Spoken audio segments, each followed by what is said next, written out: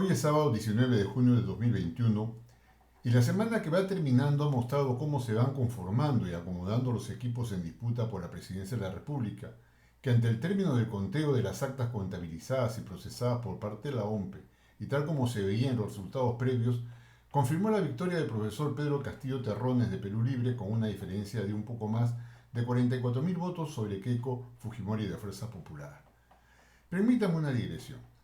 En las trilogías original, precuela y secuela de la saga principal de Star Wars, Guerra de las Galaxias, aparece un personaje llamado Palpatine, también conocido como el Emperador, que representa el lado oscuro y en la cultura popular se ha convertido en un símbolo ampliamente reconocido del mal, el engaño, la tiranía y la subversión de la democracia.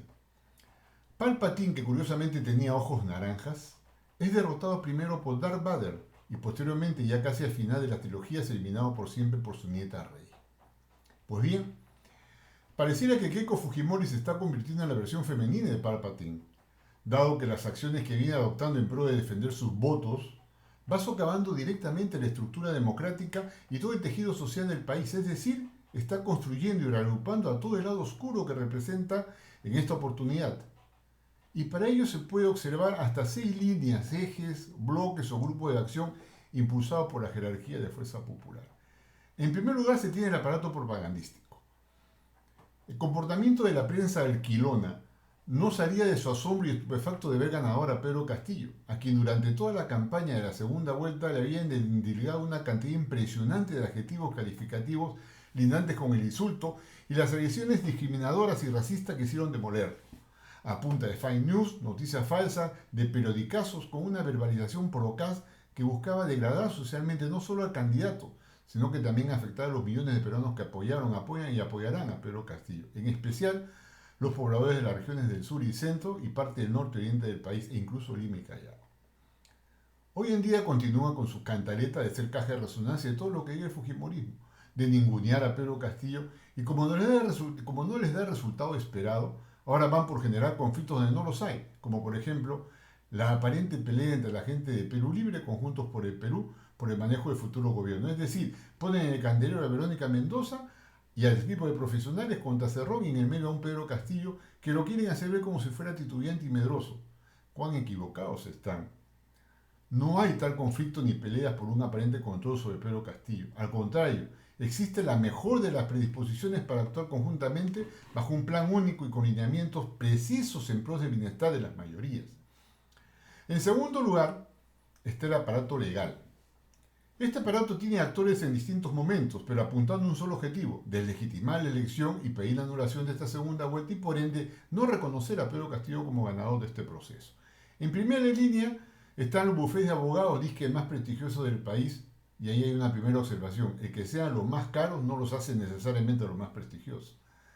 Estos señores movilizaron un ejército de profesionales para llevar a cabo el intento más grotesco de atentar contra el proceso electoral, cual es el de presentar 945 pedidos de nulidad en mesas electorales, invocando causales de manipulación de actas, firmas no coincidentes, suplantación de miembros, etc., y el no haber obtenido votos para Keiko Fujimori en alguna de esas mesas. 810 solicitudes de nulidad fueron declaradas extemporáneas, y de las 135 admitidas a discusión, todas han sido denegadas o declaradas improcedentes por los jurados electorales especiales, por no contar con las pruebas del caso y o no tener los vouchers de las tasas que se pagan por este tipo de solicitudes, entre otros factores. Debe entenderse que una vez presentadas por Fuerza Popular las apelaciones al Jurado Nacional de Elecciones y previa discusión de estas, el Jurado Nacional de Elecciones dará por terminado el proceso electoral de esta segunda vuelta y proclamará a Pedro Castillo como presidente. Aparece luego la figura ya añosa de Lourdes Flores Nano, quien utilizando un análisis algorítmico hecho en mayo de este año, pretende demostrar que hay un fraude sistemático de una cantidad enorme de mesas en las que ha ganado Pedro Castillo. Y lo de la fecha es resaltante, pues equivale a un análisis que no alcanza la votación del 6 de junio, pero a fin de cuentas eso no le importa.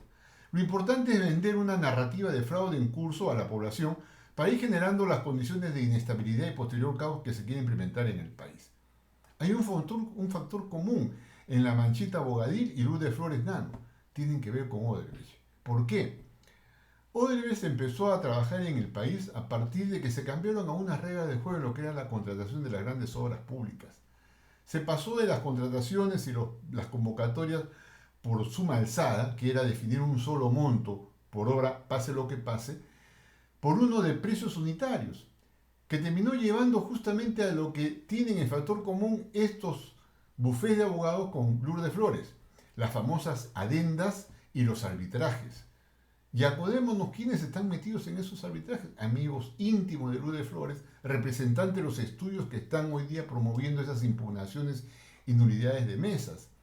Va a decir, Odebrecht se alimentaba de ese tipo de estudios y utilizaba esos tipos de estudios. Y también Lourdes Flores Nano, si no me equivoco, está inmersa en una acusación por haber recibido 20 y 30 mil dólares por financiamientos de campaña. Ahí tiene un factor así de común con Keiko Fujimori. Así que ellos en verdad lo que están peleando no es solo por una apreciación ideológica o de repente identificación con la candidata, no, están también peleando por los intereses propios que tienen de defender a la empresa más corruptora que ha habido en el país, que es Odebrecht, y aquellos que están metidos en los bufetes, y también a lo que son las empresas contratistas de Graña y Montero y otras más. Luego están los abogados Amoretti y Lamas, que presentaron una denuncia penal contra los que resulten responsables de los presuntos delitos de atentado en contra del derecho a sufragio, contra la fe pública, falsificación de documentos y falsedad ideológica. Esta denuncia alcanza a todos los mencionados en las solicitudes de nulidad presentadas por Fuerza Popular a funcionarios de la OMPE y de los jurados electorales especiales. Pero pareciera que es una denuncia de buena fe, pero lo cierto es que persigue no solo dilatar el proceso y alterar el cronograma electoral, sino que también es una suerte de mono con mitralleta que dispara en toda dirección a ver si por ahí la tiene a alguien. Sigue después la presentación de Óscar Urbiola, expresidente del Tribunal Constitucional, que solo va para reforzar la tesis del horario de recepción de las solicitudes de nulidad, y en la misma línea de no se derrumbó pero se desplomó, aparece con que Fuerza Popular no busca ampliar el horario de recepción de documentos del Jurado Nacional de Elecciones, sino que no sea a las 20 horas el término, sino a las 23, 2.59 horas. Como verán, se explica por sí misma la sustentación de reclamo. Y termina esta recuo abogadil con Javier Villestén, el desempolvado y eterno perdedor en su afán de ser decano del Colegio de Abogados de Lima, que ha presentado un pedido de nulidad en las elecciones de la segunda vuelta. Es conocida su trayectoria autoritaria, altisonante y poco democrática de este personaje, que vuelve a la escena pública motivado por una cercanía con los Fujimori desde antes. En tercer lugar está la movilización de masas. Aunque es muy superlativo hablar de masas, Keiko Fujimori alentó a sus partidarios más recalcitrantes a efectuar una movilización masiva. No habrán pasado de unos 2.000 manifestantes, que ya es bastante para lo que movilizaba Keiko en la campaña, con las consignas de no al fraude y defensa de la democracia.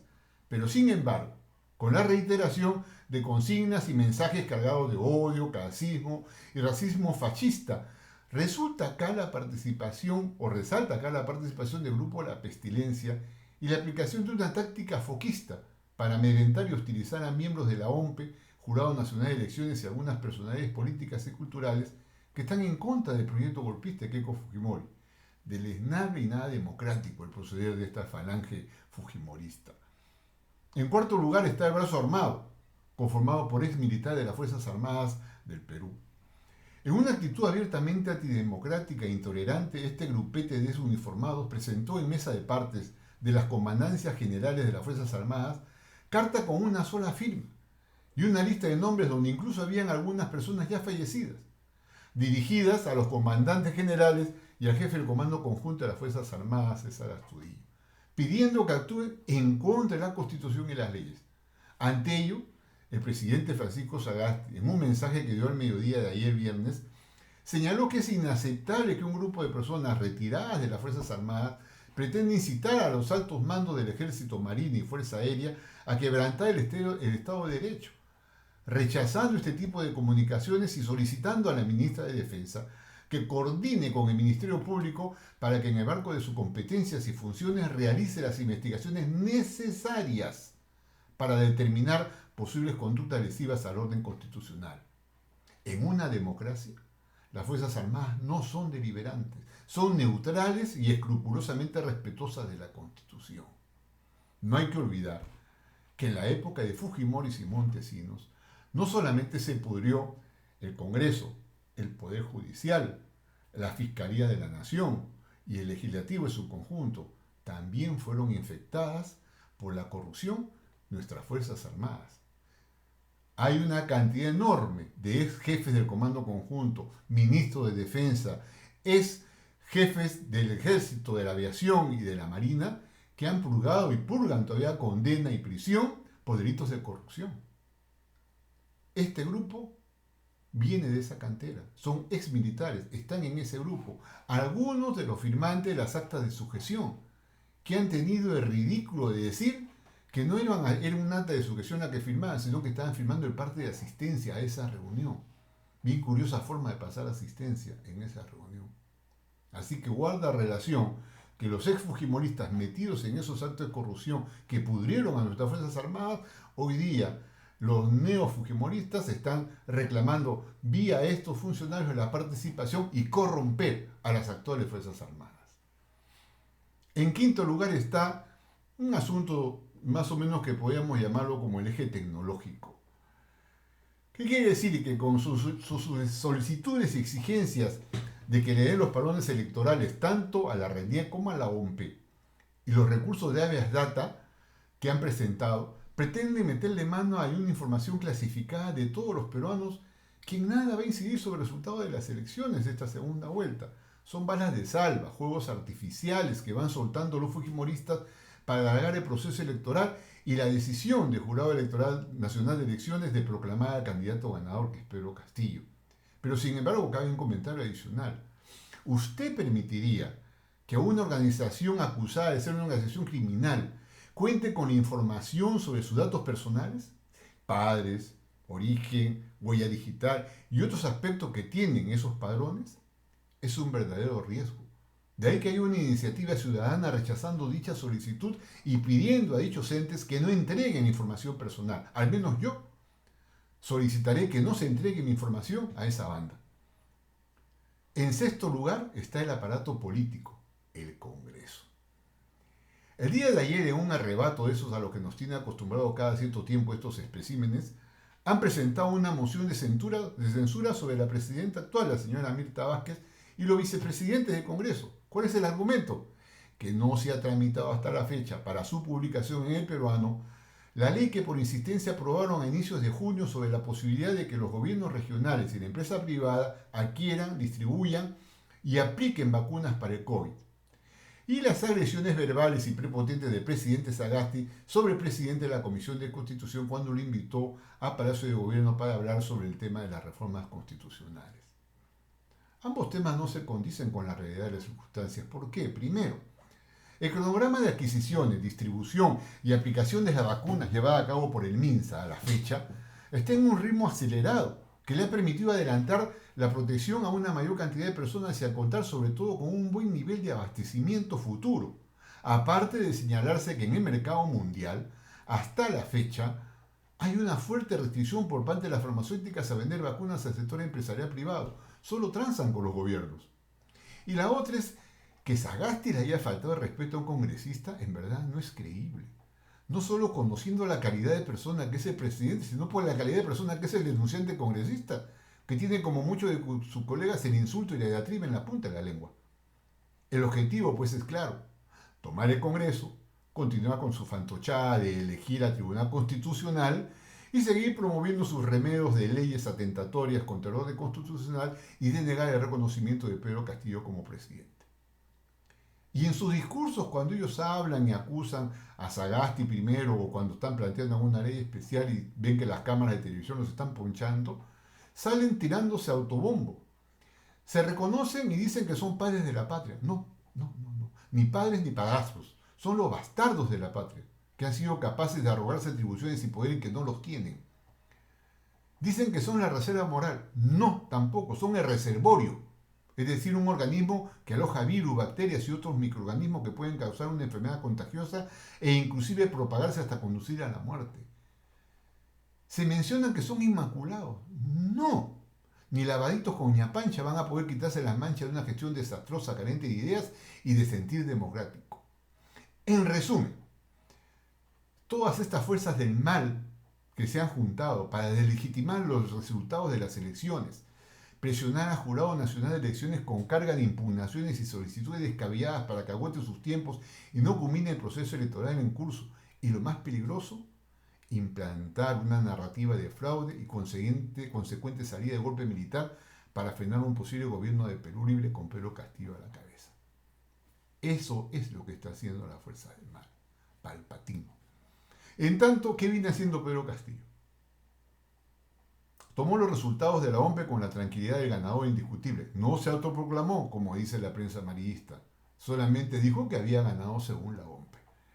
Empezó sus rondas de conversaciones con representantes genuinos de los gobiernos regionales y de los gobiernos municipales, provinciales y locales, vía la AMPE, a fin de discutir e ir sentando las bases de lo que sería una alianza estratégica de gobierno para resolver los problemas de las poblaciones más sentidas a partir de la ejecución de proyectos municipales y regionales con montos significativos de inversión pública y posibilidad de generación de empleos. Y acá cabe resaltar la reunión que hizo él visitando a 3 alcaldes de Lima, al alcalde de La Molina, al alcalde de Cieneguilla y al alcalde de Miraflores, donde la votación que tuvo él fue mínima respecto a la que tuvo Keiko Fujimori. Preguntémonos, ¿Keiko sería capaz de ir a visitar al alcalde de Chumbivilcas? ¿O al alcalde de las otras provincias de Puno? ¿O a las de Chota, de las cuales se está pidiendo la nulidad de los votos de esa gente? No sería capaz. Como no ha sido capaz ni siquiera de efectuar mítines en las regiones, ni de Puno ni de Cusco. Por eso que cuando se ven resultados de 100-0, no es nada raro. Esa gente no la quiere a Keiko. Y por ende no quiere la política que ha implementado durante muchos años el fujimorismo en el Perú y el liberalismo también acá en el país. Siguiendo con Pedro Castillo, también se ha reunido con organizaciones sindicales, sociales, departamentales y culturales que no solo han ido a saludarlo por su elección como presidente, sino también a darle su apoyo desinteresado y militante en la propuesta de sacar adelante el país y superar la crisis de salud y económica que atravesamos. Es decir, avanza en la construcción de una democracia participativa y real, a diferencia de Keiko Fujimori, que avanza en un proyecto de legitimador, antidemocrático y golpista. Para hoy está convocada una gran marcha nacional por parte de la hueste de Pedro Castillo contra el golpe de Estado y el reconocimiento de Pedro Castillo como presidente de la República a nivel nacional. Y me imagino que va a ser multitudinaria como siempre, pacífica y alegre como siempre. Porque eso es lo que caracteriza a este tipo de marchas que organiza Perú Libre con todos los grupos aliados de la candidatura a favor de Pedro Castillo. Permítame un comentario final y tómenlo de la mejor manera. Sería conveniente que el Colegio Médico del Perú invite a los médicos psiquiatras a efectuar un análisis especial en la gran mayoría de las personas que están al frente de los reclamos y movilizaciones de fuerza popular, a fin de poder evaluar, a mi modesto entender, lo que se define como estupidez relativa, que es una condición humana muy particular de un estúpido conocido de tener muchos estúpidos relativos para que lo aplaudan, dado el comportamiento que vienen asumiendo los pseudo defensores de sus votos y la democracia e instigadores de un golpe militar, aunadas a sus expresiones de odio, clasismo, discriminación y violencia, creo que calza perfectamente en esa definición. Es un cóctel muy peligroso para la sociedad y el país en su conjunto. Hay que combatirlo y hay que derrotarlo. Muchas gracias.